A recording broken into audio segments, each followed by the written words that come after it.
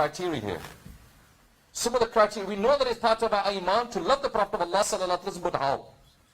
And we see from the lives of the Sahaba, the companions of the Prophet of Allah sallallahu alaihi wasallam, how they loved. And we see here that the Prophet of Allah sallallahu alaihi wasallam himself knows that if you want to love me, love these grandsons. If you don't love them, you don't love me. If you're an enemy of them, you're an enemy of me.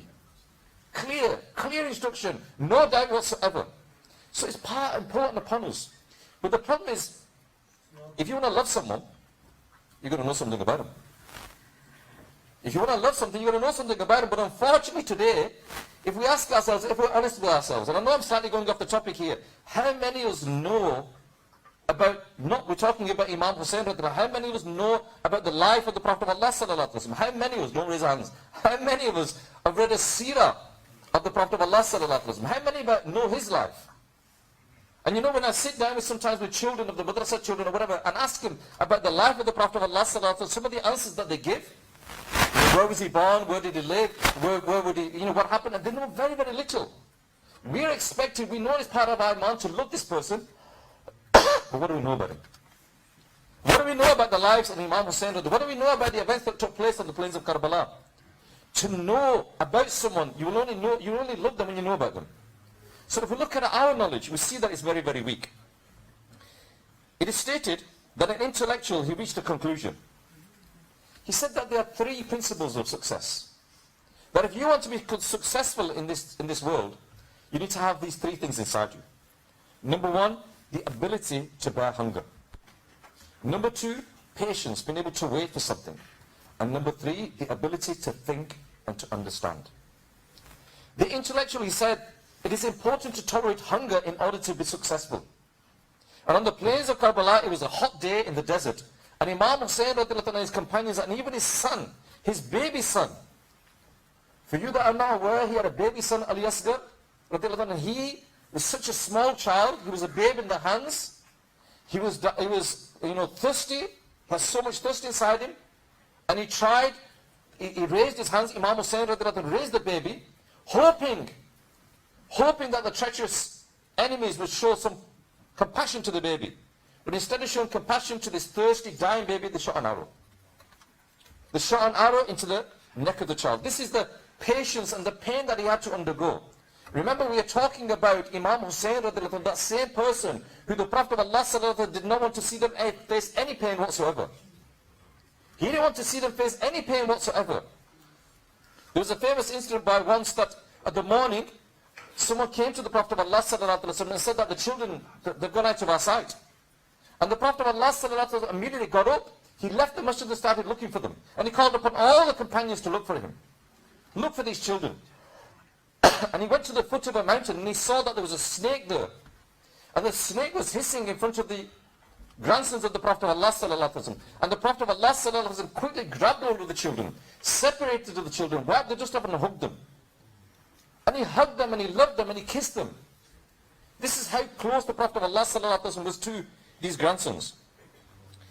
Coming on to the next point, that we need to be patient in our life. Whoever desires to be successful in this dunya must be patient whilst dealing with tasks. And nowadays we don't have patience. Nowadays we don't have patience, especially the youngsters nowadays. We want to become millionaires overnight. Yeah? We don't want to work hard. We want to have easy money. We want to go and make the easy money. And I know what you're all thinking about now. You know what I'm talking about. That people want this easy money. They don't want to have to struggle. They don't want to have to strive. Life isn't easy. Life isn't easy. And if it is in your destiny, listen my dear Islam brothers, if it is in your destiny to become a millionaire, you will become a millionaire. If it is in your destiny not to become a millionaire, not to make money, you will never make money. Now the question is, whether you become a millionaire through halal means or haram means. And if it is in your destiny never to make your money, again, it's your decision, whether you make it through halal means or haram means. And unfortunately nowadays we haven't got patience. We want it now, we want it now. Why has he got a 3-bedroom detached? I'm in a flat, I'm living above a shop. I want this, I want that. Why has he got a new car? I've not even got a car. And we want these things today. And we look at people and think, well, they've got it. Now maybe we should have a good opinion of people and think that whatever somebody has, they've made it through halal means. But what happens is we don't have this patience. I want it now. I want this car now. I want this house now. I want this money now. I want these trainers now. I want this jacket now. I want this phone now. I want this PC tablet now. I want it now. You're not willing to have the patience inside you. And that is something that we need to learn. The third principle for success is to have the ability to think and understand. Regardless of how desperate or hopeless you are, you must think about your options and choose what is best. Again, we react too quickly nowadays. We don't think. And when we react too quickly, ultimately we make the wrong decision. Allah Azza wa Jalla has given you that brain. This is the difference between human beings and the intellect that we have. Allah Azza wa Jalla has given us this intellect to think, to ponder, to think about problems. And now what happens is sometimes we react so quickly that we cause so much destruction. And if someone sends you a message, and you get really angry, straight away you send an angry message back. And that causes all sorts of problems. But if you leave that message, leave it, I'll reply to it tomorrow. And when you reply to it tomorrow, I guarantee you reply to it in a different frame of mind. You reply to it in a different frame of mind because you thought about it, you pondered over it, you've not reacted. And the problem is nowadays we overreact, we don't think about it. And because we don't think about actions, then we cause all sorts of destruction. Think about your actions. You know, if you get a message, it's not fard wajib upon you to reply straight away. You might want to reply. I want to reply now. I want it now. You might get a stern message. I want you to reply. Give me a reply right. You don't have to. Leave it. Put it to one side. Go offline for a while. You'll see that you're offline. Go offline for a while and think about it and then calm down and give a response. Nowadays what happens, we don't think, we don't ponder about our situation. We don't ponder about actions. We don't ponder and reflect about our actions, what effect they're having on people. The question really is, why did Imam Hussein make this sacrifice? He wasn't involved in matters of rulership. He will be granted, he was given the news that he will be the leader of the youth of paradise. If he's going to be the leader of the youth of paradise, what is he bothered about power? He wasn't bothered about power yet. Such a person who was given leadership in paradise, he wasn't bothered about the situation in this world. He wasn't bothered about the status in this world. Imam Hussein refused because of the character of Yazid. How he represented Islam. How he abandoned the Quran, abandoned the Sunnah of the Prophet of Allah sallallahu alaihi wasallam. Imam Hussein was displeased with the character and actions of Yazid. It's because of his character, because of his actions, that Imam Hussein was displeased with him. We didn't take the oath of allegiance to him. Now, I want to ponder here for 1 second. We all know that Allah Azza wa Jalla states in the Quran, and the scholars are here to rectify me if I make a mistake, that Allah Azza wa Jalla states that the martyrs, they are alive. They are alive. Okay? They are alive. Imam Hussein was displeased with Yazid because of his actions. Because of the fact that he had left the Quran. Because of the fact that he'd abandoned the Sunnah. Because of the fact that he'd abandoned Salah. Because of the fact that he'd abandoned fasting. What about us? Where do we now stand? And I thought about myself. I thought to myself that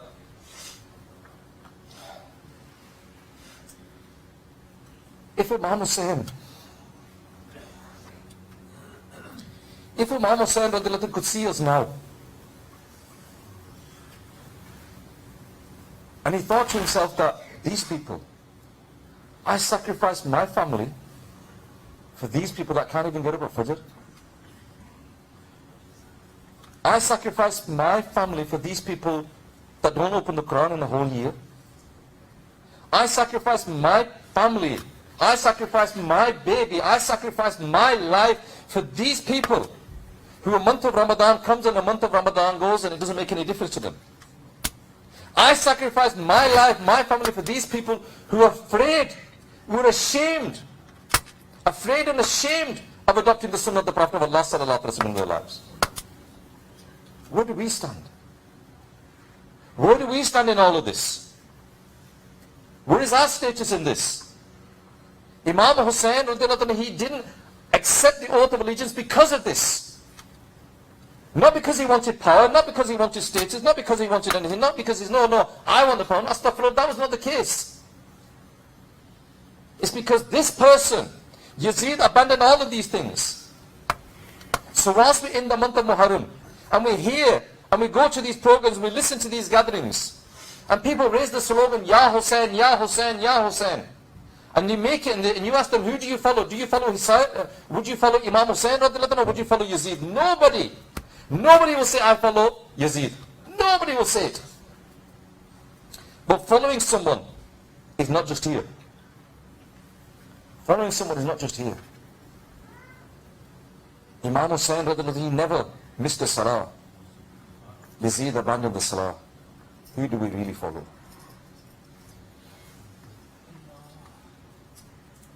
Imam Hussein, he lived his life according to the Quran. Yazid abandoned the Quran. Who do we follow?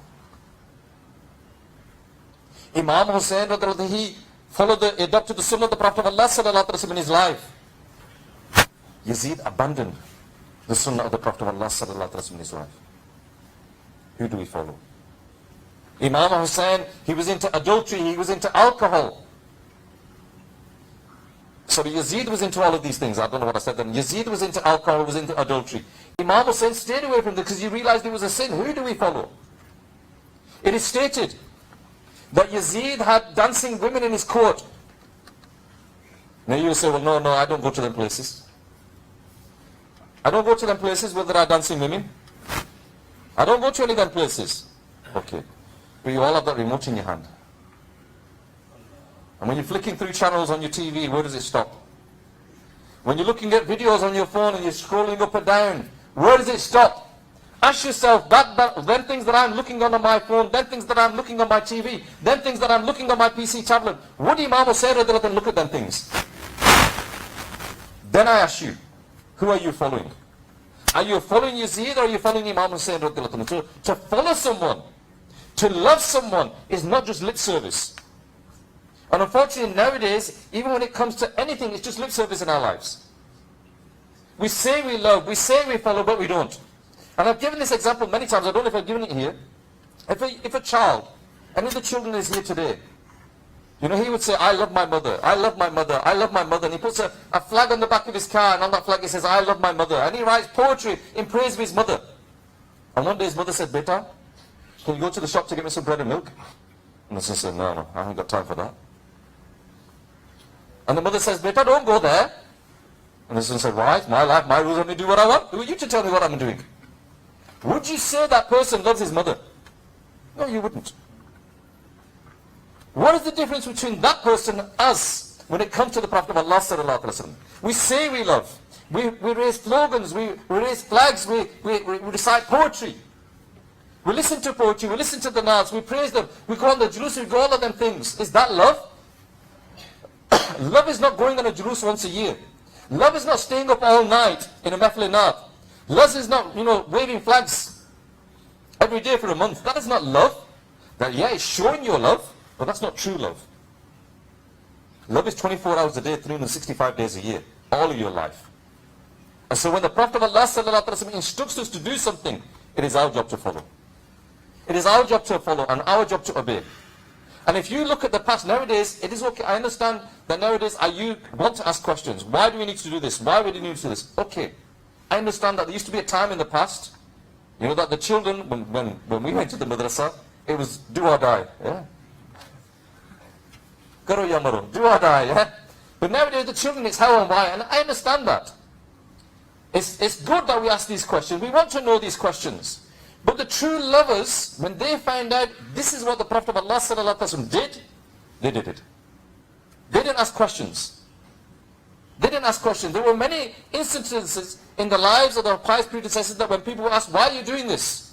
There's no benefit in doing this. There's no logic in doing this. And they said, I don't know about logic. I don't know about memory. All I know is my Prophet did it, I'm doing it. That is love. So my question to all of us is, why are we afraid of following the sunnah of the Prophet of Allah sallallahu alaihi wasallam? Why are we afraid of not making the Quran part of our lives? Why are we afraid of not following the deen of Islam? Because if you abandon all of these things that I just mentioned, then you're following Yazid. Ask yourself that question today. If you go away from today with just one question in your mind, who am I following?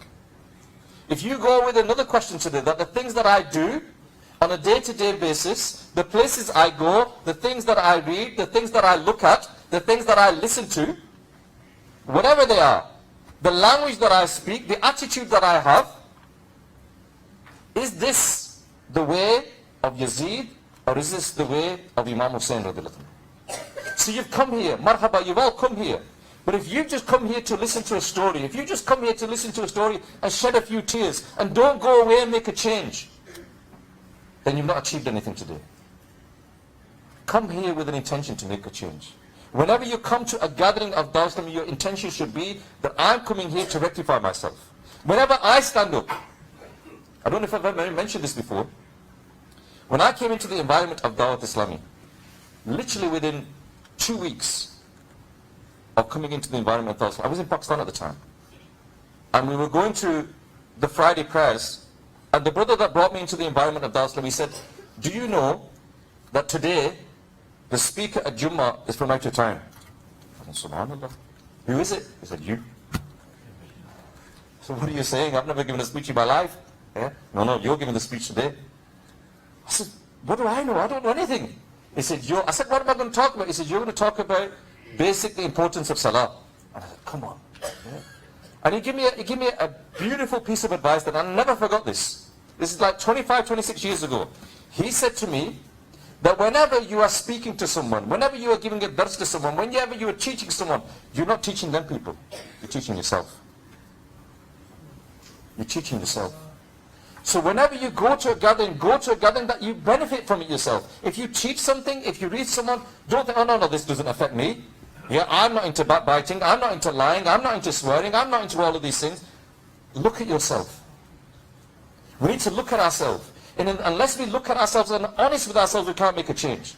You know when you go to the doctors and they do a blood check on you, they'll take your blood, and when they take the blood, afterwards you get the results. And as the results go, he's got high cholesterol, he's got sugar problems, and you make a change in your life. Depending on them results, you make a change in your life. You're not just going to rip it on, well, the doctor, no, forget that. No, you take it seriously. You take them results seriously. If it's cholesterol high or sugar problems or whatever it is, you take them results seriously. In the same way, we need to do a spiritual check on ourselves. We need to look at ourselves and be honest with ourselves. Because not only are you the doctor, you are the laboratory, you are the result maker as well. You need to be honest with yourselves. What spiritual diseases have I got inside me? Am I prone to backbiting? Am I prone to lying? Am I prone to swearing? Am I prone to committing all these things? And if I am, look at yourself and decide to make a change. You have to be honest with yourself. And unless we are honest with ourselves, we'll never make a change in our life. And this is what Dawateislami is about. Dawateislami is here to make that change. From the day I came into this environment, and inshallah to the day I die, I'm trying to adopt the first part of the statement. That I must strive to rectify myself. I must strive to rectify myself. If along the way, I get the opportunity to fulfill the second part, all well and good, but my main aim is that I must strive to rectify myself. If along the way I assist or be part of that movement that rectifies the people of the whole world, all well and good, but my aim is to rectify myself. Nobody's perfect. But if we don't learn from our past, if we don't learn from our rich heritage, if we don't learn from our pious predecessors, if we do not learn from the lives of Imam Hussain and the sacrifices that he made, then where would we be today? It's because of them sacrifices. You could say that it's because of them sacrifices that this masjid is here today. It's because of them sacrifices that we are Muslims today. It's because of them sacrifices that we're reading our salah today. And yet we just abandon it. My dear brothers, please, I'm going to finish the biyat now. I want you to reflect on this. That who do we follow? Who do we follow? And if you are living your life to your best of your ability, nobody's perfect, to your best of your ability, that you're adopting the sunnah of the Prophet of Allah sallallahu alaihi wasallam in your life, you're reading the Quran as often as possible, you're adopting the sunnah in your life, then you can make the claim that I love the Ahl Bayt. Then you can make the claim that I love the Prophet of Allah sallallahu alaihi wasallam. But until then, question yourself, reflect upon yourself, and make that change in your life. I pray to Allah Azza wa Jalla, if I've said anything wrong, may Allah Azza wa Jalla forgive me. And I pray to Allah Azza wa Jalla, Allah give me and you the ability to learn from the events of Karbala, learn to make a change in our life, and make a better future, inshallah. آمين بجاه النبي الأمين. صلوا على الحبيب.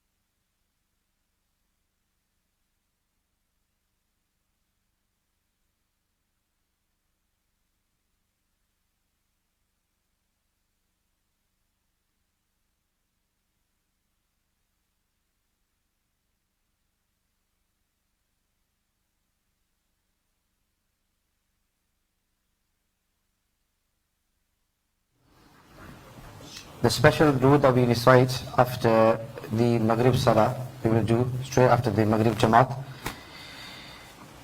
The next durood that we recite is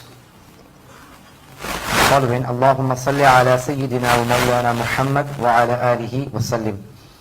It is mentioned by Sayyidina Anas radiyallahu anhu that the Prophet sallallahu alaihi wa sallam said, whoever recites this durood upon me while standing, then before he sits back, and if he recites it while sitting, then before he stands, his sins shall be forgiven.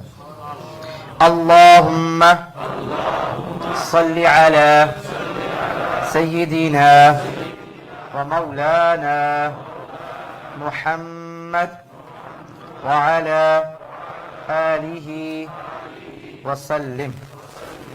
Whoever recites this particular durood, 70 doors of mercy are opened for him. Sallallahu ala Muhammad. Shaykh Ahmad Sabi rahmatullahi ta'ala alayh has stated from some saints of Islam that the one reciting this durood from the Prophet sallallahu alayhi wa sallam once receives the reward of reciting durood Pak 600,000 times.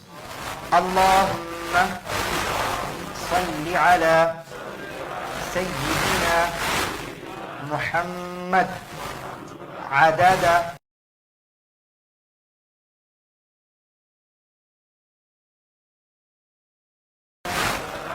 دائمة بدوام ملك. One day, somebody came to the Messenger sallallahu alayhi wa sallam. He sallallahu alayhi wa sallam made him sit in between himself and Sayyidina Abu Bakr as-Siddiq radiyallahu anhu. The honorable companions were surprised as to who this honored person was. When he left, sallallahu alayhi wa sallam said, when he recites durood upon me, he does so with these words: Allahumma salli ala Muhammad kama tuhibbu wa tarda lah. The Messenger of Allah sallallahu alayhi wa sallam has stated, the one who recites this durood upon me, my intercession will become wajib for him. Allahumma salli ala Muhammad wa anzilhu al-maq'ada al-muqarraba indaka yawm al-qiyamah. It is stated by Sayyidina Ibn Abbas radiyallahu ta'ala anhuma that the Prophet sallallahu alayhi wa sallam stated, for the reader of this dua, 70 angels write good deeds in his account for 1,000 years. عنا محمدا ما هو أهله. And inshallah, the special dua that we recite 3 times, we will also recite it after the Maghrib namaz. Sallu ala al-Habib, sallallahu ta'ala ala Muhammad, sallallahu ta'ala alayhi wa alihi wa sallam. My dear brothers and viewers of Madni channel, Alhamdulillah, as you heard in the bayan today regarding the martyrs of Karbala, the sacrifices of Imam Hussein radiyallahu ta'ala an, and the lessons that we learn from the story of Karbala, the battle of Karbala, the life of Imam Hussein radiyallahu ta'ala an. And with regards to the month of Muharram in particular, the Yawm Ashura, the 10th of Muharram, there are great virtues and excellences of fasting on this day. Let me mention a few narrations regarding the excellence of Muharram, and in particular the 10th of Muharram, which is known as the Yawm Ashura. The Prophet ﷺ stated, except for Ramadan, the fast of Muharram is the most superior. And the most superior salah after the third salah is Salatul Layl, which is the nawafil offered during the night. This hadith has been mentioned in Sahih Muslim. In another narration, the Prophet ﷺ said, the fast of every day of Muharram is equal to the fast of 1 month. Subhanallah. So if a person fasts in the month of Muharram, one day is equal to the reward of fasting for an entire month. And this was the general virtues and excellences of fasting in the month of Muharram. And with tomorrow being the 10th of Muharram, let's listen to the excellence regarding this. Abdullah bin Abbas radiyallahu anhu has stated, and this hadith has been mentioned in Sahih Bukhari, I never saw the Prophet sallallahu alaihi wasallam so enthusiastic to observe fast, highlighting excellence to any day as much as he would for the day of Ashura and the month of Ramadan. The day of Ashura is tomorrow, the 10th of Muharram al-Haram.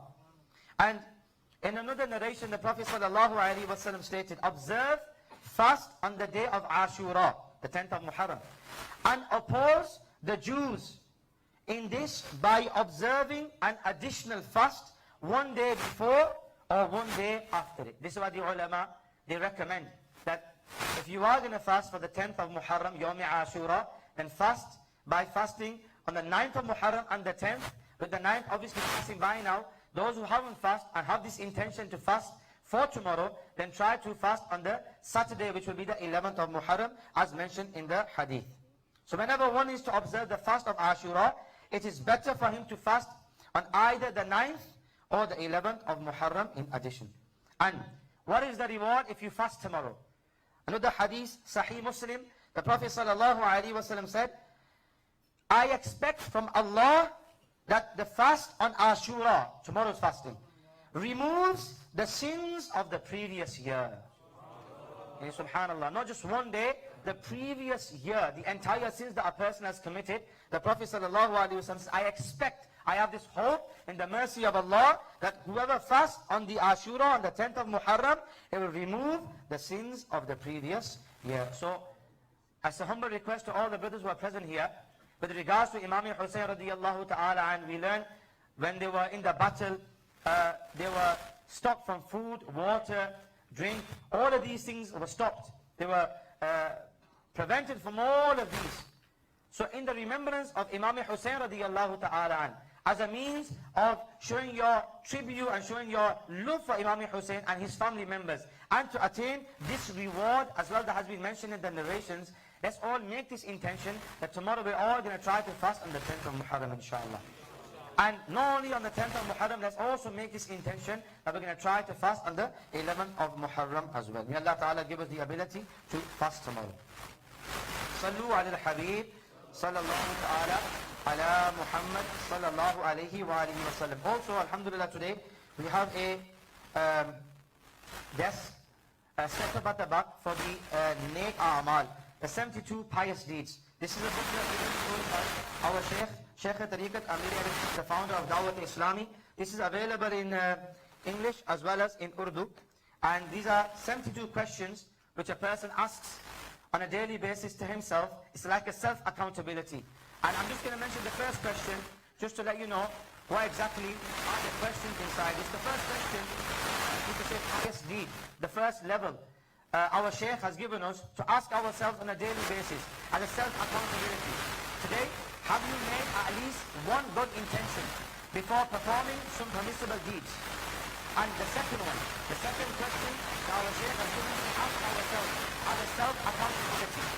Today, have you offered the 5 daily salah with jama'ah, with congregation? And then, the third question our Shaykh has given us. Today, have you given invitation to offer salah in your home, in the market, or wherever you were during the time of salah, before offering salah yourself? So these are some of the questions which are inside these and it's called the 72 Pious Deeds. Now if we really take this seriously, try to buy one of these, it's probably, I think, 10p or 20p, it's very cheap, it's not even expensive. And if we try to fill this on a daily basis, we will realize how many actions we are covering and how many we are missing out. There's so many things inside this that if we fill this on a daily basis, a self-accountability, just before we go to sleep, probably takes you about 10 to 15 minutes. You start off slowly, it may take a bit of time. But once you get into the habit, and you start doing this again and again and again and again, and you start asking yourself, inshallah, you will see such a change inside yourself. You will see you'll start becoming punctual in offering your namaz. You will see that you will become punctual in doing all the nawafil, in reciting the Holy Quran, inviting others to goodness as well, stopping them from evil. So if you are interested in this, inshallah, at the back, the desk is set up over there.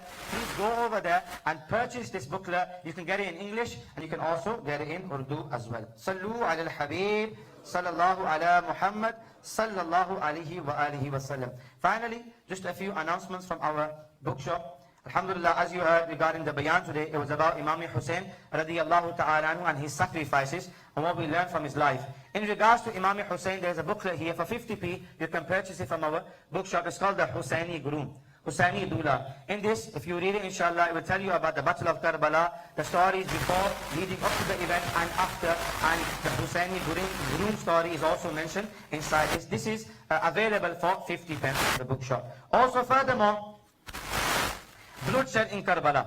If you read this, inshallah, it will tell you the full events in detail, what happened in the Battle of Karbala, which things did the Yazidis do, how Imam Hussein radiyallahu ta'ala sacrificed his life. You heard about the baby Ali Asghar radiyallahu ta'ala, 6 months of age, and he sacrificed his life as well. Imam Hussein sacrificed his whole family, 72 martyrs of Karbala. The whole story is available in this book, Bloodshed in Karbala. If you read it, inshallah, it will tell you the whole story. Again, 50p. And furthermore, a book here in Urdu by Hazrat Allama Maulana Hassan Raza Khan, alayhi rahmatur rahman, Aina Qiyamat. Again, this is in Urdu regarding the Battle of Karbala and many other virtues of Muharram and Ashura. You can purchase this from the bookshop, inshallah ta'ala. Sallu ala al-Habib, sallallahu ta'ala ala Muhammad, sallallahu alayhi wa alihi wa sallam. And finally, on the 28th, the 29th and the 30th of July, which is this weekend, inshallah, Madani Kafilas will be traveling. Brothers will be traveling in the way of Allah. It's a humble request for the Isali Sawab of Imam Hussein radiyallahu ta'ala an. Try to travel in the way of Allah subhanahu wa ta'ala, spending 3 days in the house of Allah subhanahu wa ta'ala, learning about your deen, practicing your wuzu, practicing your namaz, practicing all the things that are relevant which are false upon us, and many other things, du'as, sunnahs, certificates, and many more, and spending the time in the house of Allah, inviting other people also towards the masjid. This weekend, 28th, the 29th, and the 30th of July, may Allah subhanahu wa ta'ala give us the ability to travel in His path. Sallu ala al-Habib, sallallahu ta'ala ala Muhammad, sallallahu alayhi wa alihi wa sallam. And also finally, inshallah, will there be a special Ijtima of Muharram today as well, in the remembrance of Imam Hussein radiyallahu ta'ala an. Inshallah, there will be a special amulet, ta'weez, which will be given out to the brothers as you leave. This ta'weez, those brothers who have problems, any type of problem, any spiritual problem, or you want protection from any kind of evil, for success, for marriage, anything like this, you want whatever dua you have, desire you have inside, then these ta'weez will be available. One brother will be there at the door and he will be handing those ta'weez out. So if you want it, inshallah, you can take it on the way out. Sallu ala al-Habib, sallallahu ta'ala ala Muhammad, sallallahu alayhi wa sallam. Inshallah, zikr and dua.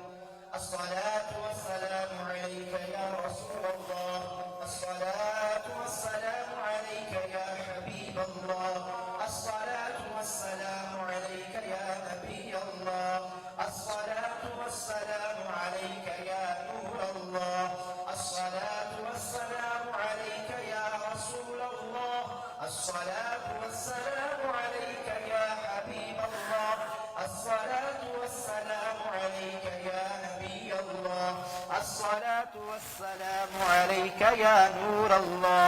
الصلاة والسلام عليك يا رسول الله. الصلاة والسلام عليك يا حبيب الله. الصلاة والسلام عليك يا نبي الله وعلى آلك وأصحابك يا نور الله.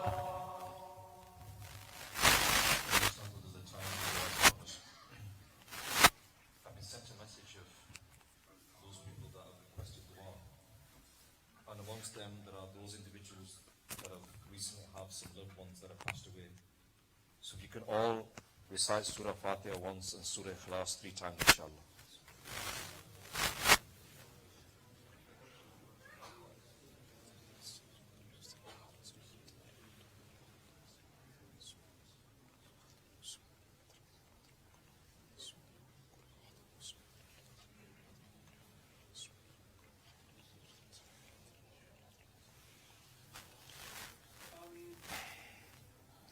The Prophet of Allah sallallahu ta'ala sallam has said that the dua is the essence of our ibadah, the essence of our worship. In another hadith, the Prophet of Allah sallallahu alayhi wa sallam is reported to have said that dua is the weapon of the moment. A wise man once said that read your salah as if the salah that you are performing is the last salah that you are going to perform. Do your dua in such a manner that this dua that you're performing is the last time that you'll get the opportunity to do your dua. Because one of these days you will be right. Bismillahir Rahmanir Rahim. Alhamdulillahi Rabbil Alameen. Wassalatu wassalamu ala Sayyid al-Mursaleen. Jazallahu anna Sayyidina wa Mawlana Muhammadan ma huwa ahlu. Qallat hilati anta wasilati yadakni ya Rasulallah. Ya Allah Azza wa Jal, Ya Ghafoor, Ya Rahim, Ya Malik Mawla, Ya Rabbana, Ya Rabbana, Ya Rabbana. Ya Rabbana, Ya Rabbana, Ya Rabbana, Ya Rabbana. Ya Allah Azza wa Jal, you blessed us with an opportunity to come to your house, to listen to the talawat, to listen to the naat, to listen to the mankabat, to listen to the bayan, and also to take part in the zikr. Ya Allah, when we came here today, we also came here with a huge burden of sins. Ya Allah, we've committed so many sins that we even forgot what sins we've committed. There are times where we switched off the light and thought nobody will see us, closed the door and thought nobody will hear us, gone to different places and thought nobody ever knows what we are doing, deleted things on our phones and our PC tablets and thought nobody will ever know. But Ya Allah, you hear everything, you know everything, you see everything. Ya Allah, we're not here to make any excuses. And even worse, Ya Allah, we don't even have any good deeds to present to you. That, Ya Allah, we have done this good deed and in return for this, forgive our sins. Ya Allah, we have not got anything to present to you. Ya Allah, but we are told that your mercy is greater than your wrath. Ya Allah, we are here seeking your mercy. Ya Allah, we are here begging for your mercy. Ya Allah, we request you, we beg you, Allah, to forgive all the sins that we have committed. Ya Allah, forgive all the sins that we have committed. Ya Allah, forgive all the sins that we have committed. Ya Allah, we know that we do not have any good deeds to present to you. But Ya Allah, we are told that if more than 40 people gather together for the sake of Allah, for the pleasure of Allah, then one amongst them is a wali of Allah. Ya Allah, for the sake of the most pious person that is here today, Ya Allah, we ask you to forgive all the sins that we have committed. Ya Allah, today we heard about the events that took place on the plains of Karbala. Ya Allah, for the sake of the sacrifices that were made on the plains of Karbala, Ya Allah, Azza wa Jal, we ask you to forgive all the sins that we have committed. Ya Allah, give us the ability to live our life in such a way that Allah, that you are happy with us.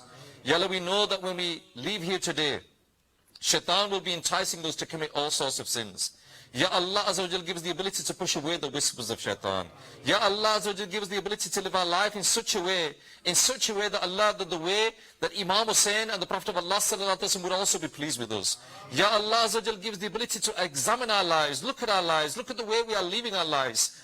And Ya Allah, give us the ability to live our lives in such a way that, Ya Allah, you are always pleased with us. Ya Allah, Azza wa Jal, this time we also remember our Muslim brothers and sisters that are ill, that are sick. Ya Allah, we have many messages that I've received today. Ya Allah, those people that are ill, those people that are here today, those people that are at home, those people that are in hospital, Ya Allah, we ask you to give them all complete shifa. Ya Allah, those people that are looking after those people that are ill, Ya Allah, we ask you to give them patience at this time as well. Ya Allah, this time we also remember our Muslim brothers and sisters that have passed away with Iman. Ya Allah, I have numerous messages of people that have passed away. Some sisters passed away, some fathers have passed away, some father-in-laws passed away. Ya Allah, you know of all the people that have passed away, all the Muslims that have passed away. Ya Allah, we ask you to forgive all the sins that they have committed and to make the graves a garden of paradise. Ya Allah, amongst those messages that I have received today is the fact that today, or in the coming days, is the birthday of the father of Hafiz Sajjad, mashallah, our Madani that is here with us today. Ya Allah, we ask you to forgive all the sin that he has committed and to make his grave from amongst the graves of the garden of paradise. Ya Allah, in learning from the life of our pious priest, I say, Ya Allah, in the same way that his blessed son Hafiz Sajjad is giving his time to the deen, Ya Allah, enable us to give time to the deen so that we can also pass on the Isa al-Sab to our loved ones as well. Ya Allah, we also remember our Muslim brothers and sisters around the world that are suffering, do not have the food, do not have the shelter, do not have the protection that we have. Ya Allah, we ask to give them help from the unseen, give them patience in the suffering that they're facing, and give us the ability to remember our Muslim brothers and sisters that are not as fortunate as we are as well. And Ya Allah, when that time comes that the angel of death comes, Ya Allah, we are begging you, Allah, that we die with Iman on our lips is La ilaha illallah Muhammadur Rasulullah.